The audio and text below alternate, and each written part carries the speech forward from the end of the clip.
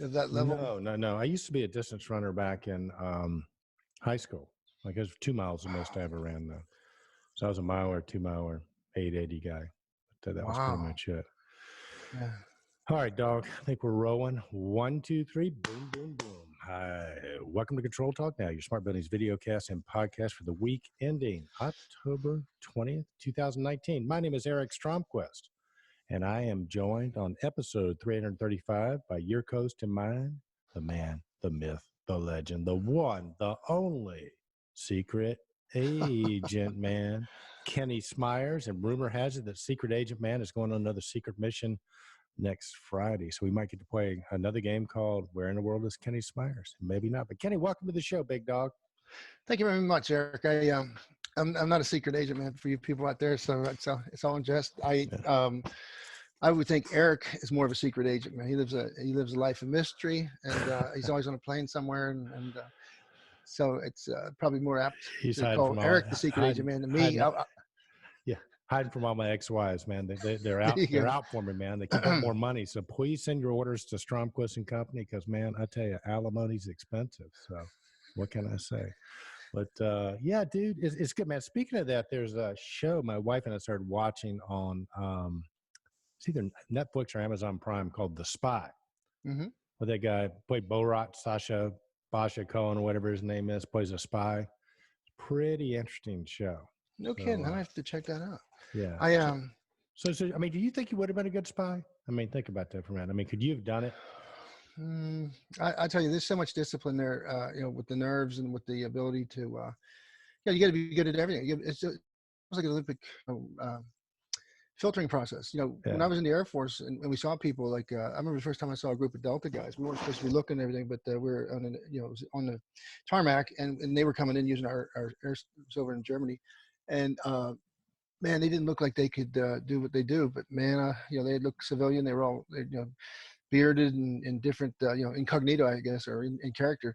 But it's just a whole different thing. If you read some of those books and some of the pressure, my favorite thing recently was that thing that, what's his name from, oh gosh, it slipped my mind, but they get the people out of a country, a Middle East country, using the movie set. So they create a movie, Argo by, what's his name? He won the Academy Award too for directing it. But it is so involved. I mean, if you want to read a great book, Spy Dust, and it's by the guy that actually did this. He was the one that created the rescue concept. In other words, they posed as a movie crew filming a movie in the Middle East, and you have to almost live a double identity. I know in this particular movie, he's married, he's got 2 kids. They make him forget his wife. He's gone for like a couple of years, right? And he can't write her, he can't contact her. He has to get so into character that they want him to forget her, at least while he's doing the spying. So wait, what country did you do it for? For Israel. Yeah, I saw that. That's great. Great thing. Yeah, it's a good show. Good show. So who do you think in our industry would be a good spy? If you had to pick one outside of yourself. I'll tell you, the people that would, somebody like Tree Sullivan or Ed Merwin or somebody like that. Well, I think Therese might be, because she is so brilliant, and she's going to be on the show in the near future. And speaking of that, Kenny, Therese and the team are making the plans for the Niagara Summit, which is going to be in San Diego this year. We've already got a post on the dates, but just, mark your calendar for that. Therese is going to be coming on the show pretty soon. But yeah, she's brilliant. She would be a definitely good spy. I'm convinced that Josh Bradshaw is a spy. Okay. Or Josh Feltman, maybe somebody that's really got the flash, the flamboyance, but actually but anyhow, Argo was the historical drama, but it's Ben Affleck is who I was thinking about, and it's the master of disguise. But it's a book from the U.S. Central Intelligence, and it really it's a true story. And I saw that. During the Iranian hostage cross. So what happened was the guy that actually wrote a book called Spy Dust. He and his wife were in the CIA, and they tell you about all the stuff they did. And Spy Dust was this little chemical that it was one of those ion, what do you call that? It was a solution that it was not visible, but they put it in front of people's hotel doors. And when they went into their room, they would step in this iodine or this ionized liquid. Yeah, they could track from that point forward. Yeah, and cool. So that was called Spy Dust. And so the book is literally the handbook of what the CIA allowed this guy to publish. And It was a remarkable story. So when you hear these people, they're not, the people you'd suspect. They're the people that come in as the bread man or the librarian or somebody that doesn't really seem to be, the person that to Well, deliver these kind of goods. right. Well, the guy that in our industry that reminds me most of the guy in the show Spy, Sasha Baron Cohen's character is Jim Young. Because he's flamboyant, he's brilliant. He, is always connecting people and. Same way he climbed up the building, climbed up the Yeah, rain spout. yeah. But there's a perfect example of, how about him? He was what was the movies he did? He made fun of everybody. He went around and embarrassed everybody. Right. Oh, or tourist, whatever. Yeah, I never really got into him. Yeah, I never I didn't liked like him it very either. much. Me either. But I kind of like him in this movie. He's pretty good in this one. So I agree. And we watched the whole series. It was very, it doesn't end well. well, thanks, because we're on the last episode tonight. But I'll let my wife know. Kenny says it doesn't end well. So, but hey, listen, dude, we're kind of feeling a little bit of time here, just because you had been me and you for a while. We actually had a guest that had to cancel last minute, which that happens sometimes. We kind of don't like it necessarily, just because Saturday morning is not the best time in the world to be trying to call somebody up and get an alternative guest on. But it's kind of okay in a way, Kenny, because you hadn't had a chance to chit chat.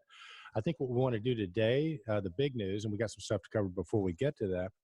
I think what we want to do today is sort of go through the Control Trends voting ballot. The nomination ballot is posted, and we're going to want to go through that a little bit, talk about some of the categories, and maybe get your guys' input on comments regarding that. And listen, dude, maybe, instead of a spy, we ought to be thinking about, who in our industry is most likely to be a Spartan, like one of the 300. And I think that we got a pretty good candidate in Johan Shakarad from EasyIO. Tell our community about what Johan's been up to. I'd love to. I mean, it's remarkable that, we actually go to work with people that can run, the Chicago Marathon. So he set a new personal best. I think he ran in 3 hours and 43 minutes, but it is just an incredibly, savage, journey to take your body on, to get ready for it and then to actually do it. But this was his seventh marathon. Have you ever done it? Never ever got past we talked offline. In the military, we had to do group runs, and we always had these 10Ks. 10Ks was standard, so that was about 6 miles, and that was like once a month you ran a 10K. 5Ks were also big, but anything over that, you have to go into another level. And there's people that are really good at it, and I always admired them because they didn't necessarily weren't thin or anything. They just had the durability of your body, the pounding starts to get to your your knees, your shins, your feet. But some people, they just they transcend the pain or whatever, the discomfort, and they're able to run for extended periods. Well, yeah. What I'd heard, and, back in the day, because I used to run, I think most I ever ran was 2 miles. I ran in like high school and college, but what I'd heard with the marathon is you get to a certain point and your body is just depleted of whatever it needs to continue, and it just is pure willpower, right? So I'd heard that for years. And now where they're doing these Ironman, like our Chuck Chittick at stromquest.com does these Ironmans where he's doing a marathon, a 60 or 100-mile bike ride, and a 3-mile swim, back to back to back. And, so if the marathon takes it out of you, where you have to finish a marathon on guts alone, where in the hell do you get the energy for these other things? Where does that come from? True story. My father's cousin's daughter is Karen Smyers. She was actually a world champion for the Ironman. Really? Or Iron Woman in her case. Well, they call it the Ironman. She still works in the capacity as one of the. She sets up the tracks and certifies it that it's the exact measurements and puts the stations in or whatever and sets up the track. So, but she wrote a couple of books, and the training they do is extraordinary. So, what they do, I mean, they're literally like robots. Their bodies run the most efficient thing, and then they have all these ways to sustain themselves with chocolates and whatever else they eat. I don't know if it's chocolates anymore, but she overcame injuries, and she was a mother and came back into the competition. They didn't make it an Olympic sport until she was past her prime, where she probably one of the American representatives in the sport. But it's just every day they're doing probably 1/3 of the total thing. So my brother Jesse was doing it for a while too, and they go to YMCA's and they swim. And there can't be anything more boring in the world than swimming a mile inside of a pool, just going length to length to length. I mean, I can't even imagine what's going on in your mind there. But there's got to be something. It's willpower, like you said, and then there's got to be that feeling of accomplishment. That when you do it, you can look around and say there's a very few amount of people that have been able to do this, and I'm in one of those special groups, and therefore, I did it. I succeeded. But Well, what's the long-term effect on the body? Like with Karen and all, I mean, does she have, ankle issues, hip issues, or whatever now after beating her body up so much like that, or well, are there, I'd say I'd ways have to around say that? everything. No, because the pounding. I don't know. I saw her at a family reunion probably 10 years ago, and her father and mother now they're in their 80s, so they don't come anymore. But yeah, you're always you have to be sore. I mean, it's sore, but you deal with it. The pain is probably it's like No, I'm talking about when you're done, like oh, I can't imagine, Eric, but I know from playing football myself, right, I get everything. I have both knees, both shoulders. I had separate shoulders. Hematoma in my thigh. Every time it's nice and rainy and cold like it is now, right, I get that nice good ache. But so I would imagine it's throughout right. the bodies. I mean, there's got to be hell So of if pain. anybody knows, how about sending us an email, letting us know? Well, I'd be curious Well, about. that's Johan. We'll ask Johan. We need to get him on the show. But so what does all this have to do with smart building controls and HVAC controls? Well, Kenny's going to tie that together for you right now. It was a great setup. Kenny, tie that together, will you?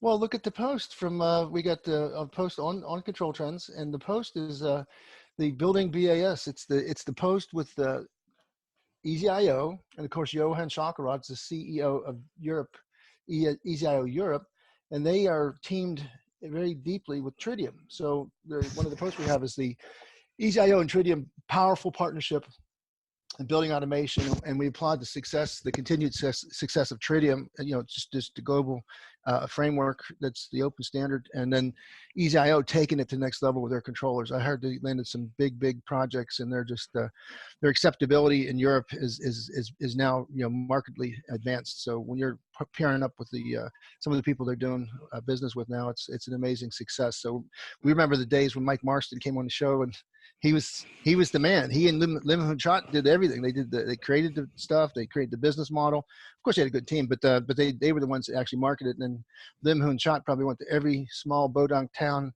in the world, but because he came to Pittsburgh, we took him to Johnstown. We took him to all these real small places, and every time he got up and did that presentation, we all learned a little bit more. But now their global footprint is considerable. So it's congratulations to both of them. So that's a good post.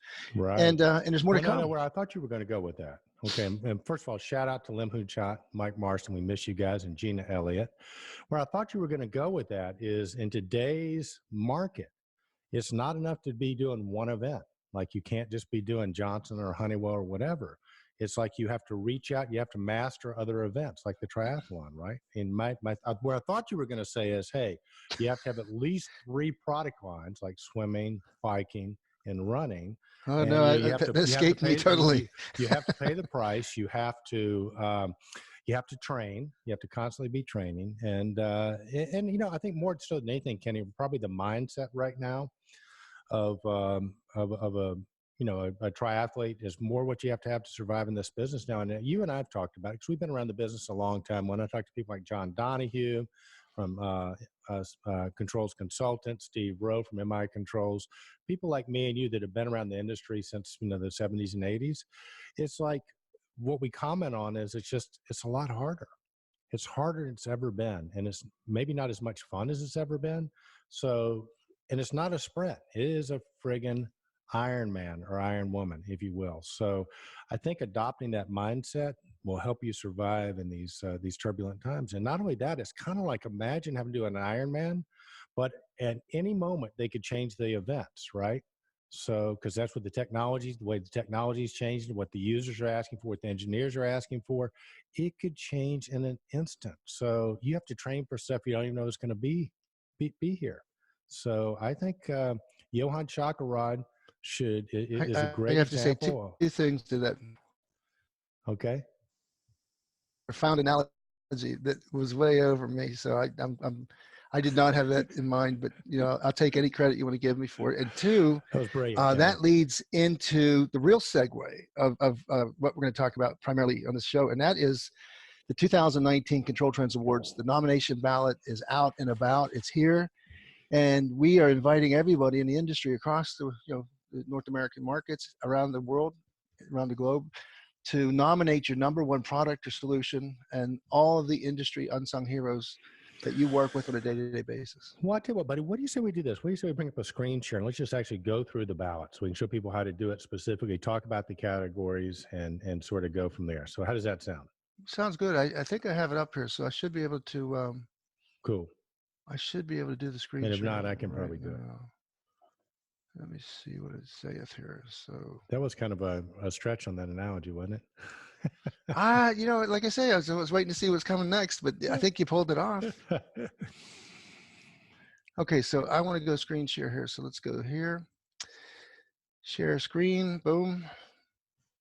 And we're gonna hit screen here, share. Okay, there. There you So go. Okay. All right. So we're up. Okay, Kenny. So you can get to the ControlTrends Awards nomination ballot. Remember, this is nomination. And so we go through 2 periods, Kenny, with it. First is nominating. And then the top 5 or 6 in each categories go on to the finalists. So I think this ballot's going to end around the first part of December. Just hold it up there real quick if you don't mind before you scroll. And so again, you can copy the link to this. You can email it out to your community or whatever. You know, we encourage you to get your community involved. Again, the top 5 or 6 votes in each category are going to go to the finalists, and we'll do the whole process again for the finalists. So when you get this ballot, the first thing you'll see is you must enter your name for your vote to count. And then you must scroll it down a little bit. You must enter a valid email address. Now, here's an important part of this. We don't share these email addresses with anybody. Hell, we don't even, the reason you're not getting emails from us is because I can't keep up with them. I don't even know where they are. So, but you do have to enter a valid email address for the vote to count. That's the only way we can make sure that somebody, like Scott mentioned, just, you know, put 9,000 names in there voting for his product. But so we come down to the first category, which is the Building Automation VAV Controller of the Year. Now, here's some people that have already been nominated. Scroll down a little bit more, Kenny. Those people have been nominated. Now, if you don't see and this is true for all the categories, if you don't see your particular product that you want to have nominated, the other category right there is what you want to enter, okay? And when Kenny gets somebody on the other, he'll officially update that on the ballot, so it'll be the next thing you'll see on the ballot, okay? So you just basically type in, and you can, by the way, you can nominate, you have to do a minimum of 1 choice with the nomination ballot. You can do up to 3 on the nomination. And when we get to the finals, it'll just be 1, but on this particular, the nomination ballot, you can nominate up to 3 choices. well, Eric, you know, I'm actually into the setup screen. If you want, I can go to the actual ballot here through. Let's take them from the control trends on now that you get them started on that, because I just wanted to show our audience and because there's just people that have trouble sometimes, and I apologize that, you know, to me it looks simple because we've been doing it for 8 years now, but what happens is you go to control trends to start off, you can just hit the CTA nomination ballot. Show them the one on the right-hand side too, Kenny, because that featured story will go out, but right now it's in our featured story. But if you look to the side on control trends, that the ballot will always be there. Alrighty. And then, yeah, Kenny's going to scroll down and show you. And okay, see, so that's right on the right-hand side. So you can click that. You can take that link. You can mail it to your, out to your, and why don't you just click on the one on the right-hand side, Kenny, and then I'll show you how you get there. And you can actually take the link, and you can, so you're going to vote. Everybody's going to see how you vote, buddy. This is going to be good. Well, I just, you know, as you were speaking about that, I thought this would be a great way to do it.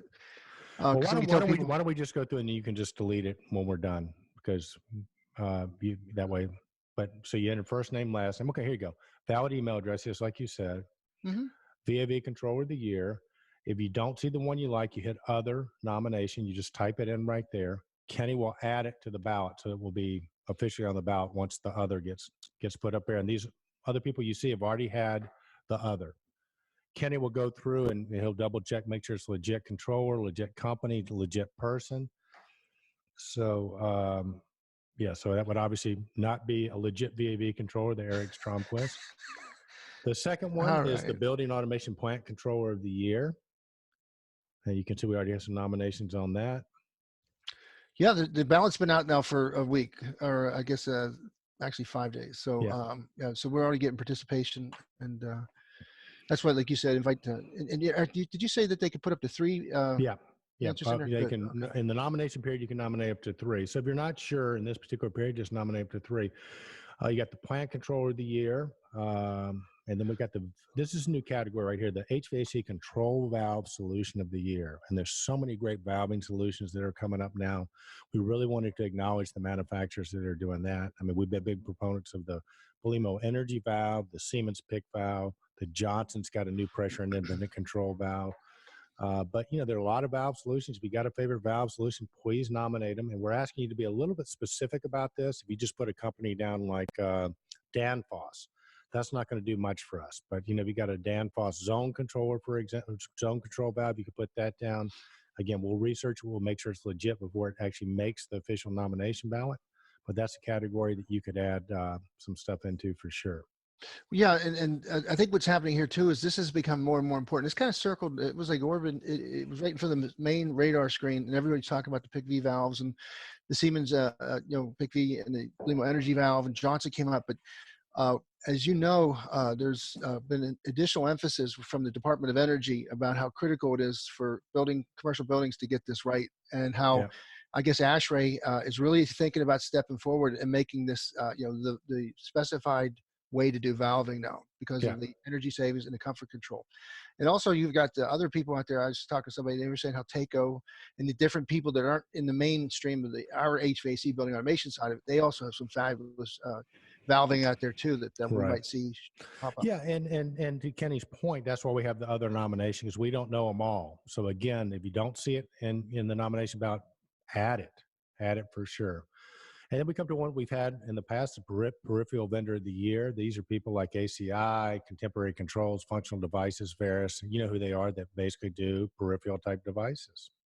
Absolutely. I mean, again, the building automation, the mature vendors in the industry and some of the new vendors coming in, they manufacture the building, the application-specific controllers, the field level devices, field network controllers, and then supervisor controllers. But really and truly, I was just going through a training thing with security recently, and the number one problem with security systems is the faulty wiring. You know, and so where you don't want to ever compromise the quality of or integrity of your project is on these peripheral devices. You know, like you have some great stuff from Contemporary Controls, so you get the best router, best in breed for transformers, for sensors, and even though these thermistors are very, very inexpensive in consideration of the project, the quality of a sensor could be detrimental to the actual delivery of comfort for the space. So so the people in our industry know who makes the best, highest quality sensors,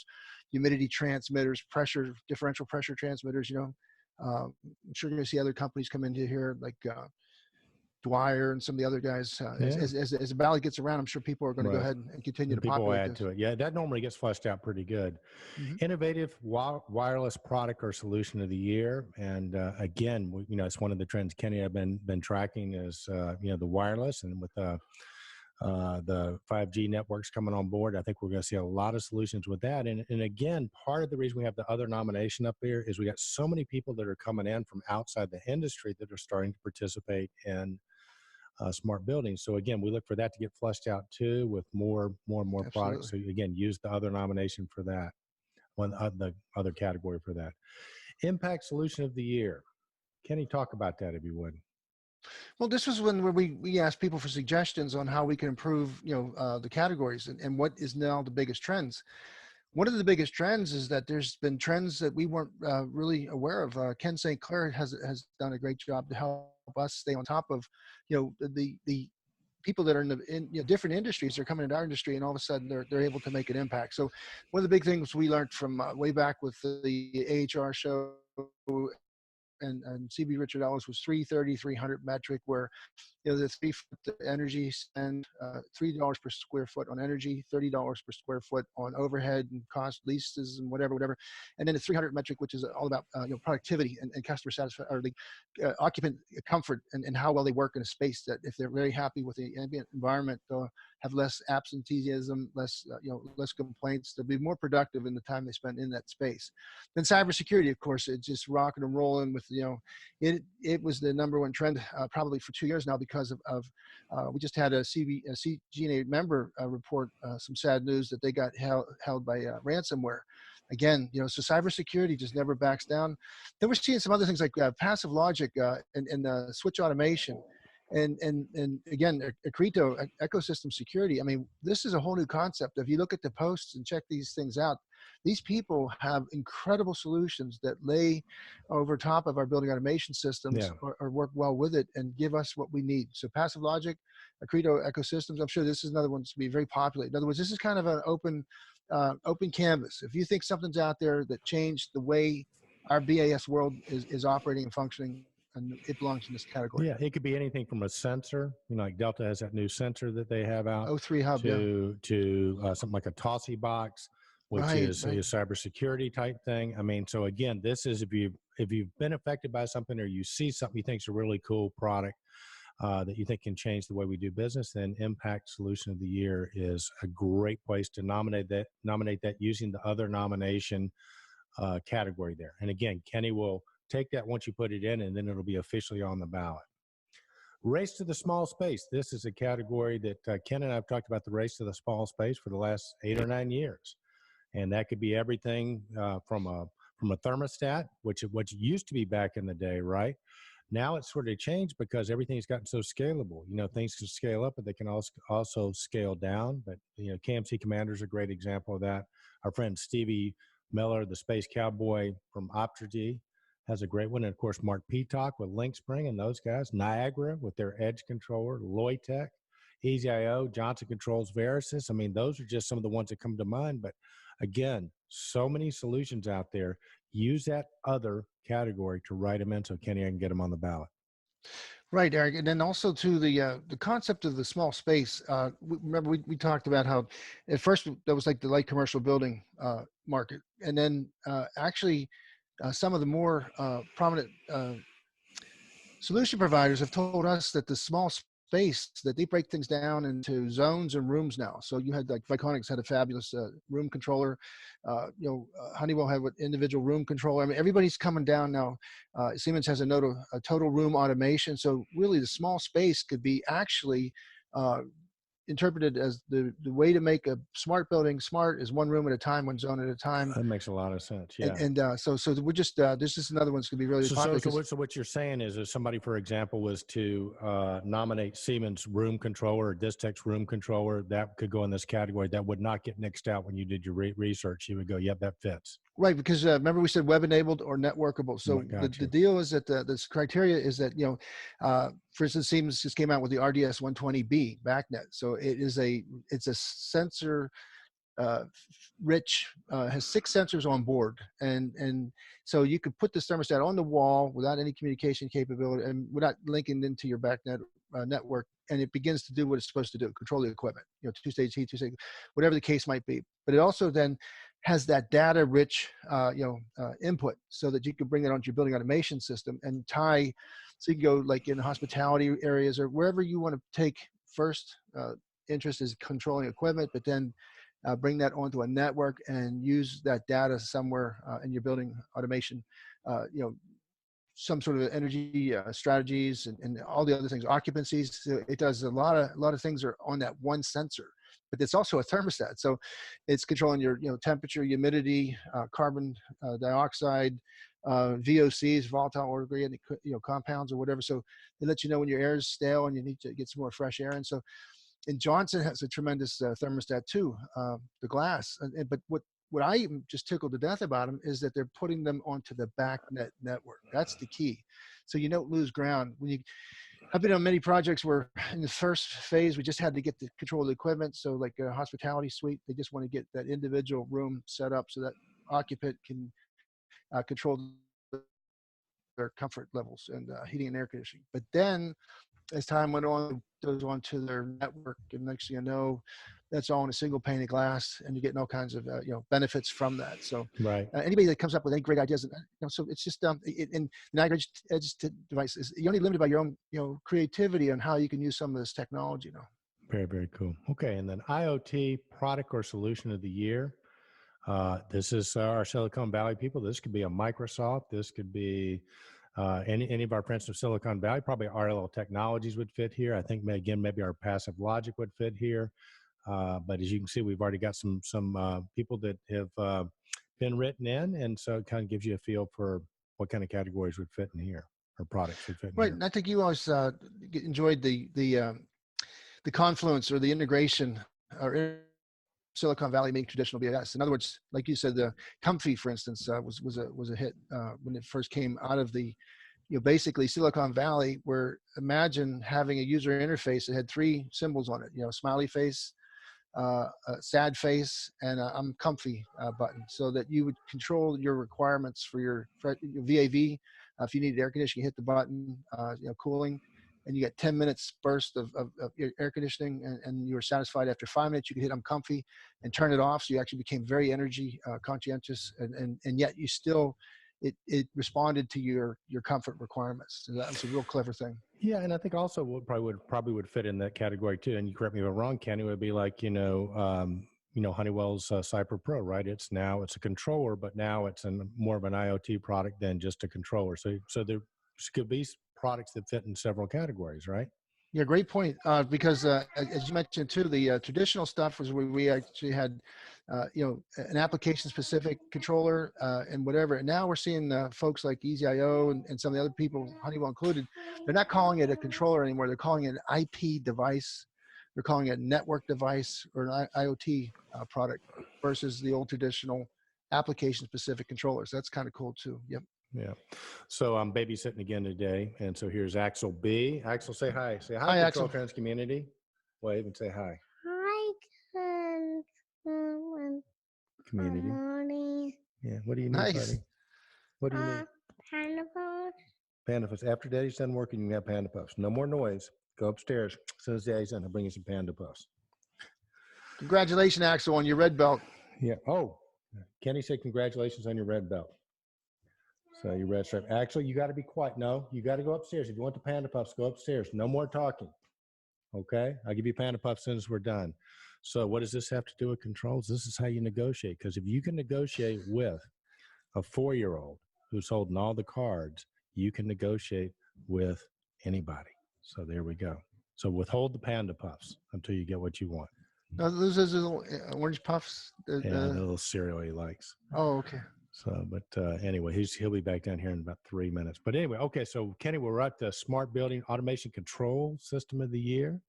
We got the traditionals, and then we're going to have a bunch of new people that are coming in this year. My guess is RL Technologies will probably get nominated along the way.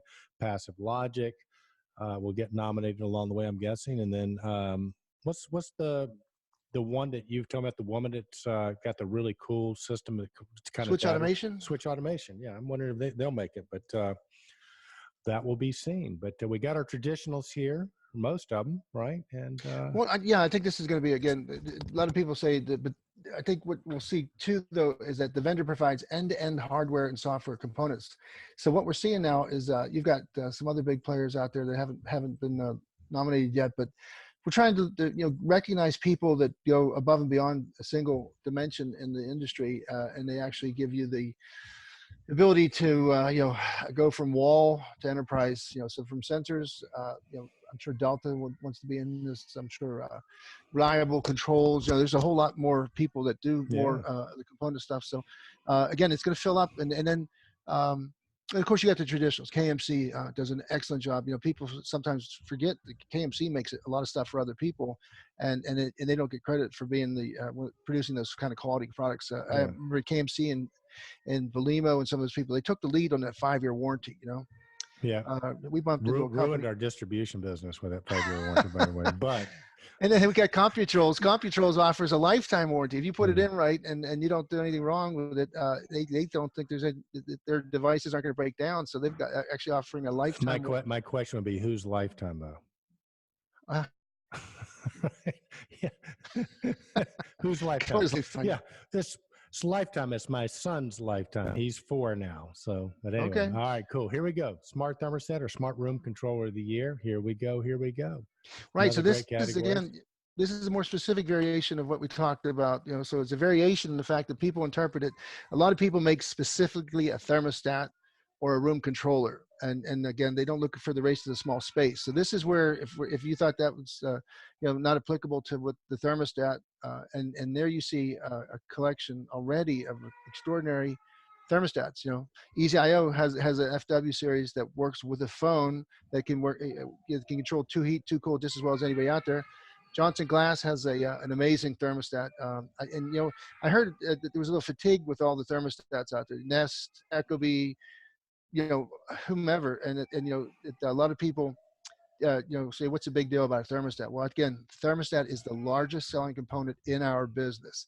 And then if you read the DOE stuff, many of the buildings out there are controlled by less than a smart thermostat. They're just on, off, they're heating and cooling. People leave the building and they leave it at that set point, and you don't know it till the next morning, and somebody bumps up even higher or lower, so not having that ability to set back based on schedules and stuff it's ridiculous, but it's still a prominent problem across our country. Yeah. So these thermostats give you that immediate thermostat control, and then it puts it on the web. It gives you all kinds of notifications, and then more importantly, at the end of the day, you can network it into a building automation system as money allows. Right. And listen, as you may or may not know, that Google owns Nest now, and Serge and the other guy that owned Larry Page, they keep the platinum sponsorships are done, guys. We told you need to get in early if you want to be a platinum sponsor. We're not making an exception for you guys. Next year, just when we say we're about to run out of sponsorships, you need to just act quickly. Okay. So sorry, guys, you're not going to be platinum sponsors this year. All right, what do we have next? My kid's crying, Kenny. Let me go give him his Panda Puffs real quick, okay? Okay. That's not going to. All right, we're recording again. Okay. So we're done with the Smart Thermostat of the Year, right? Okay. Kenny, coming up next, a category near and dear to my heart, although we will not be participating in this. We've recused ourselves of this because it'd be unfair. This is the ControlTrends Distributor of the Year. And if you think about it, Kenny, we are, my internet connection is unstable. Okay, we're good. But if you think about it, Kenny, this is kind of the missing piece. We've gone from the manufacturer to the consulting engineer to the master systems integrator, and this is a piece that's near and dear to our heart, the Distributor of the Year. Right. When you talk about intermediation, the ability for a vendor or a manufacturer to get things down to the markets that need it, and that's where they're going to sell their stuff that they manufacture. They've got to have partners along the way. Many of the IoT things that we're talking about still require a considerable amount of training and ramp up time to get the actual solution working. Scott Cochran from Cochran Supply Engineering mentions in an article and an interview he had at automatedbuildings.com that everybody says everything's so easy, but the reality is that it still takes a considerable amount of know-how and engineering information and familiarity with legacy systems to make this stuff work. It's just not magic. You don't just pull it out of the box and boom, I'm happy. But these are the guys that are in the trenches every day, taking the products that these manufacturers make. Many of them are great and outstanding, but if you don't know how to put them to best use, then you get something that that has a lot of bells and whistles that you didn't need or whatever. So you need that vetting, that filter. As Ed Merwin has said over the years, the distributor's role has not diminished. In fact, it's becoming more and more critical because there's with this surge of technology and whatever. What is germane to your actual interest? And then some of the easy questions with buildings is how to make my building safer, smarter, more secure, more comfortable, give greater occupancy, comfort, greater interface, user experiences. These are the guys that do it, and these are home run hitters. I'm surprised there's so many people up there already, but Kelly, Nuco, RSD, Yorkland Controls, Control Consultants, M&M Controls, Pat Marcello and his team, Terry Turner and Brian Turner, Control Code, Jackson Controls, Greg Erickson and his team, Roger Rebenek, and of course, Cochran Supply and Engineering. They're just fabulous companies with a whole bunch of collective, expertise that really, truly help the world get smarter and help people actually achieve those things of making a building smarter, safer, more secure, and greater occupancy experience. So if you are a contractor out there, nominate your favorite distributor for this. Right. Make it happen. And I like how you put that together, Eric, the chain there, how, we had the vendors first, and executives and their core, the support people, whatever, and they were heroes for sure. And then you had contractors. I'm sorry, engineers,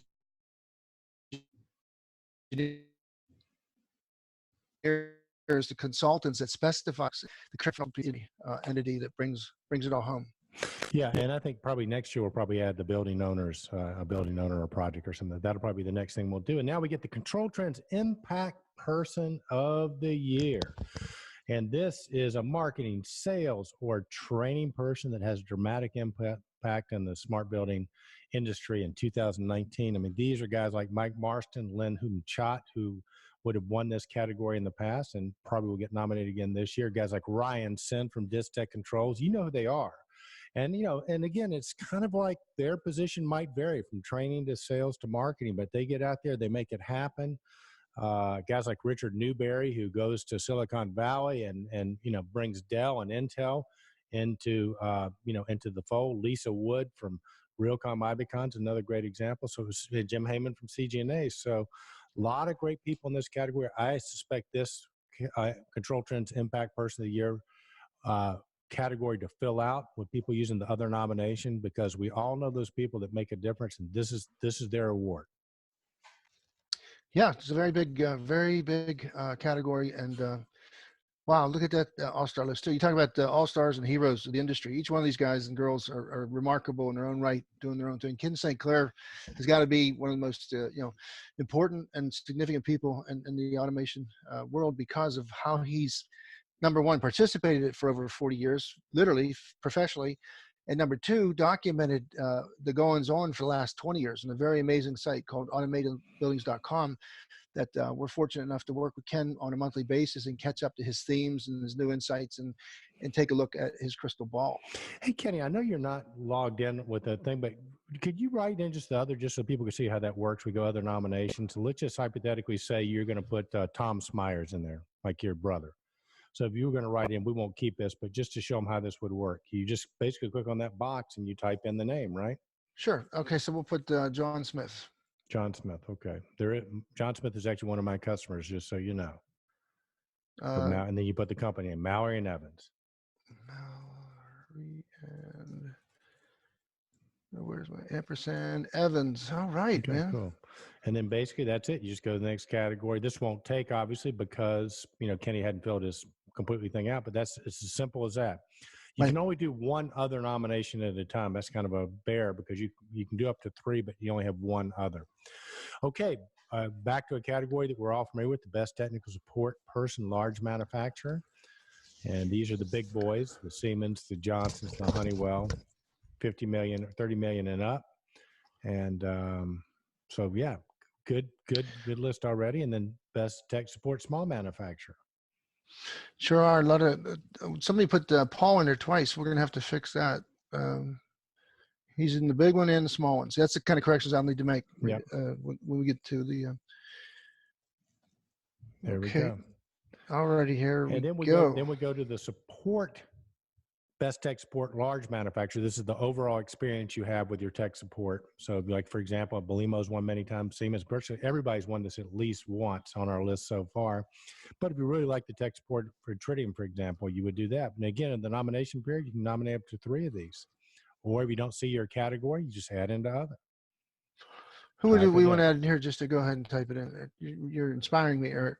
So but it's not going to keep because you're not filling the whole ballot out. But you know who's not there that we see. Well, you know what? That's the fun that yeah, I just I think you're right about having everybody get a little bit past the gun shy thing and again. Yeah.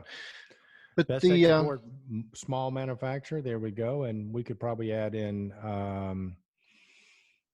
You see Optergy there? Are they in there? Yeah, you could say contemporary controls. Yeah, I mean, contemporary controls is a great one. Yeah. Yeah. Okay. And so that's as simple as that. That's what you do with your other nomination right there. And then we come down to the PID award. Passion, integrity, dedication. Just think Roger Rebenak drinking Red Bull, and you're getting close to that person. So, and look, I love this. We already got a couple of people here that like Charles Peltner from Distech, which is great. Stevie G's great. John Nichols from Delta. Terry Swope's another great one. And yeah, so some people from Conservit, which is great. Our boy Richard McElhaney from Conservit, and then Jim Beam from Train. You know, this is great. We're so nice to see somebody from Train. It'd be great some of the equipment people to get involved too. So, Control Trends Executive of the Year, small manufacturer. You know the drill. kind of similar to the tech support. Looks like Gina Elliott's already been nominated from EasyIO. Good for her. Stevie G from Optergy, Terry Swope, Link Spring, and Jason Briggs, J2 Innovations, a Siemens company. And then Control Trends Executive of the Year, large manufacturer. Kevin Smith, John Nichols, Scott Hamilton have already made it so far. We'll see a bunch more people nominated. Master Systems Integrator or Distributor Executive of the Year. Now, this is a new category, Kenny, and right now we have nobody on there, but this to me would be an example of somebody like a Scott Cochran. It was a distributor. Maybe the guy that we had on from Alberio Energy, maybe from an integrator. A guy like Steven Johnson from McKinney's would be a great example there. So this one will get fleshed out. But again, it's a distributor or a master systems integrator executive. Okay, so we want to bring those people on. And I think too, we had decided over the years that the quarterback of the large and small manufacturer, how incredibly complicated their jobs are. They're like a mayor of a city or a governor of a state. There's so much going on.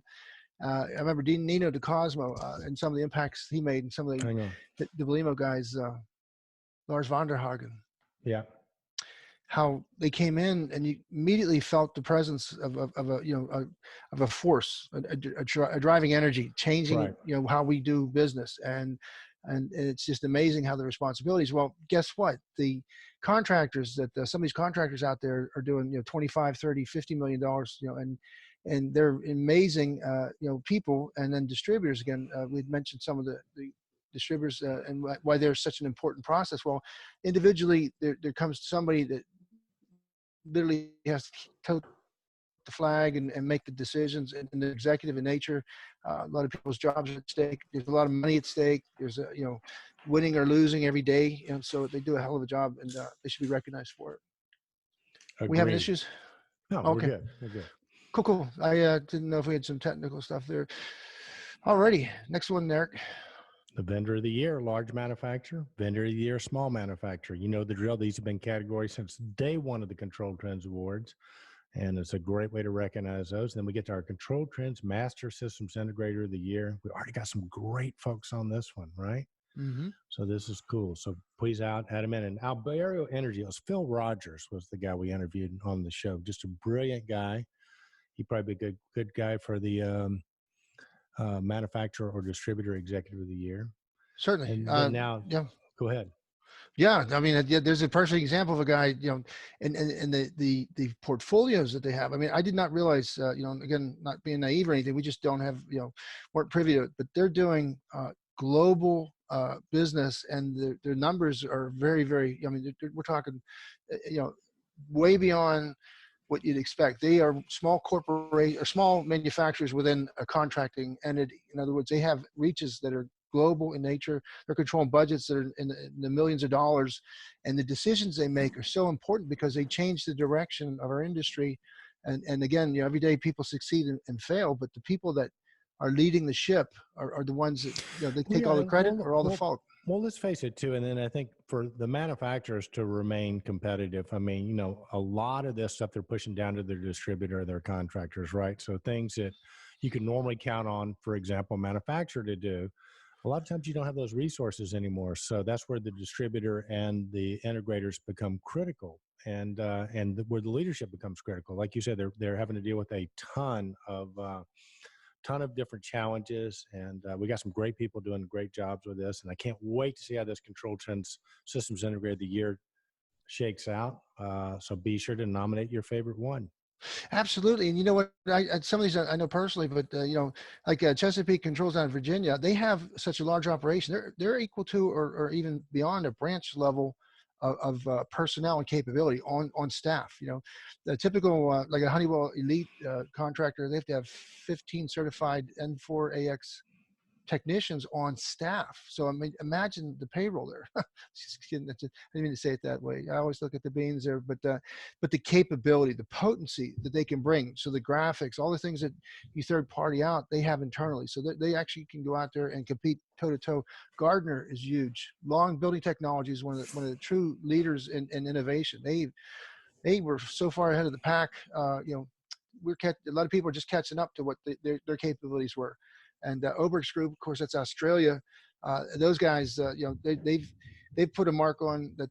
I believe they now have a North American footprint. So, and of course, OTI, just again, big corporations that are integrators, but they make it look easy because they have the personnel and they've invested the resources to deliver the goods. And here comes our Control Trends Women of the Year, and this will definitely get filled out. So please nominate your favorite woman of the year. Here's some that have already been nominated. And this is good stuff. So excited about this. We got some incredible women in our industry, and this is a way to acknowledge them.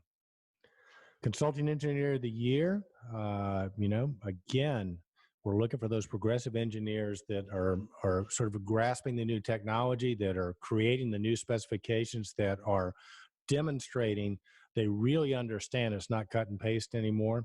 And I think we got two great guys right here that have already been nominated. Donnie Walker from Newcomb and Boyd down in our neck of the woods, and Brad White from SES. Yeah, that'll be another one too. See, we're going to make some corrections. So that's one thing about it too, Eric. When people put things in there, they misspell names or whatever, or they don't put the company name behind it. We'll tidy that up and clean up the entries so that right. It's more so uniform. Here we go. But that's it. Then you enter your company name, and then basically, dude, you are done, right? Right. And then you can, again, copy the link to the ballot, send it out to your network, and go through the process. But let's get some participation going because, again, we'll go through this. The top 5 or 6 vote getters in each category will go on to do the finals, and we'll do this whole thing again with just the finalists. And during that time period between the finals or the finalist voting and this, will be an opportunity for people that have made the finals to come on the show, talk about their people, their products, whatever, and sort of go from there. So there you go. That's our ballot right there, and we're excited about it. And what I'm really excited about, Kenny, is the sponsorships. And again, so sorry to Larry Page and Sergio from Google. No more platinum sponsorships left. I know you want to pay us more money. You want to get in, but you can't. And no, you cannot buy the vote for the Nest thermostat. Somebody actually has to nominate you to be on the ballot. And I'm sure with your company and your technical people, somebody can figure out how to get on the ballot and nominate Nest if they want to. But I do want to thank our sponsors that have been on board. We got our super duper sponsors, KMC Controls and Easy IO. They're our platinum pluses. They'll be having a super duper party before the Control Trends Awards. You'll probably remember the Control Trends Awards is on Super Bowl Sunday, so we're starting an hour early so we can get finished up. It's going to be a football theme. Kenny and I are, man, it's just the labor of love. We're interviewing cheerleaders, so but hey, we're going to do our thing. But then once the Control Trends Awards end, we're bringing in the big screen TVs, and we're going to have the biggest Super Bowl bash you've ever been to. So it is going to be a night to remember, or should we say an affair to remember, maybe both. So, but none of this happens without our sponsors. So a special thanks to all our sponsors. We appreciate you guys and girls very much. No, Eric, what uniform are you getting? Were you Falcons or Georgia Tech? The Falcons are dead to me. The Bulldogs are dead to me. The Yellow Jackets are dead to me. I might just go all black. I might wear Johnny Cash's uniform. Come on. Dude, I am getting so much done now that I don't have any football teams or baseball teams to watch. I'm done, man. How about that World Series coming down now? Who you want to see, Astros or New York Yankees? I don't care about either one of them. Did you say the Astros? Yeah, me too. The Astros, you too. Okay. Yeah, I was there. Speaking of the Astros, Justin Verlander, right? Mm-hmm. So Honeywell had an event up in Detroit. Our good friend Scott Cochran got tickets for everybody to go to watch the Detroit Tigers playing. Justin Verlander was playing for Detroit at the time. He's pitching, and not a big deal. And all of a sudden we get through the 7th inning, and somebody goes, he hadn't given up a hit yet. In the last 2 innings, everybody was on their feet. He threw a no-hitter. We were there. Well, that's really impressive. That's kind of the results Scott Cochran can deliver. No hitters. My goodness, that's power. That's power for sure. Power for sure. Buddy, we got anything else before you hop off here, man? No, well, there was just a couple of posts, but again, we're getting excited. We're ramping up now. I don't know.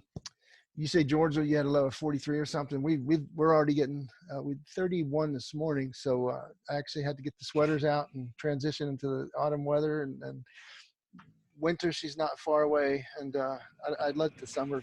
I like the spring, summer. Dude, I don't like the winter. I'll just mention this since might as well, since our guest isn't here, but so Johan Chakrod probably knows this guy. He's from Holland, his country. There's a guy named Wim Hof. Oh, yeah. And Wim Hof, they call him the Iceman. He is figured out how to hack his immune system. He's climbed Mount Everest like 10 times with nothing but shorts on. They've studied him at all these universities. So it's basically what he's done. He's hacked his immune system by sort of a breathing technique and exposure to cold, right? So one of the things they've done with him is they've injected him at multiple, different institutions. They'll inject him with a virus and make him violently ill for 3 or 4 hours, and then he'd be over it. He doesn't get sick, right? So they do it, and then they go, well, he's just a genetic freak. But he says, okay, pick 15, 20 people out. And they've done this at university after university. You can see the studies, and they'll pick 15, 20 people at random, some young, some old, whatever. He'll spend 2 weeks with them teaching them these techniques, and then they'll go inject them with the virus, and they won't get sick either. So this guy is like phenomenal, but using ice. And his theory is that we were all genetically programmed to have a lot more going on in our bodies to be able to survive heat, cool, all kinds of other things, but we just gotten soft when we lost this. So by exposure to these extremes, you sort of hack back into that. And so here's another interesting thing about the cat is he's got an identical twin who can't do any of this shit. So it's not even like he's got the genes. So so anyway, I've been doing his stuff. So when you talk about being cold, I sit outside on my back porch with without a shirt on and practice breathing exercises and stuff like that. So I'll let you know how that goes for me. Well, you did 6, so that's a good sign. Yeah. So Wim Hof, check him out. He's a cool guy. You see him on YouTube. But makes sense he'd be from the same country Johan Chakrod from Easy IO's from. So again, congratulations to Johan. Tell me about that, because I actually went into the videos and saw that the YouTubes and all the other people around the world doing this thing. And big thing is they cut holes in ice and then they go submerge themselves for 7 minutes or something. Yeah. And well, you can have that. You can do mine. Dude, I got to tell you something. But you talk about the endorphin rushes and stuff like this. So there's a spa in Atlanta, and they've got the really hot water tub, and they got a super super cold water ice water tub next to each other. And you go from the hot to getting the cold and back and forth, you have 3 or 4 times. And man, when you leave, your body is just like lit up. You feel so good. So, you know what they say, Kenny? No pain, no gain.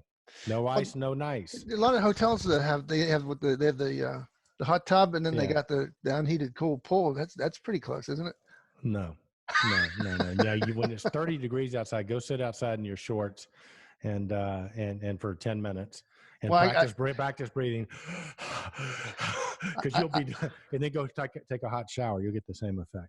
No, I was trying to jump from the cold pool, race over to the hot tub, have a couple sips of beer on the way, put the can of beer down, jump in the hot tub. Who was the guy that told us? I mean, he used to be with KMC, Tim Bogle. Remember, he went with the Finnish company, and he was telling us about. He went to interview with them, and their big deal is they got the really really hot sauna. Then you run right outside the sauna. I guess the sauna's outside. You go outside the sauna and you roll around in the snow. You get back in the sauna. That's how you do your interview with those guys, apparently. So, but they live a long time. No, I do get it. I looked at it, and it's like you said. What happens, I guess, what technically is that all your blood goes close to your bones, and to survive. And then so you purge basically a lot of the impurities that aren't supposed to be in your body. It's a way to separate the critical fluids from the non-critical fluids. Yeah. And when you normalize, I guess it pushes it out, excretes it or whatever.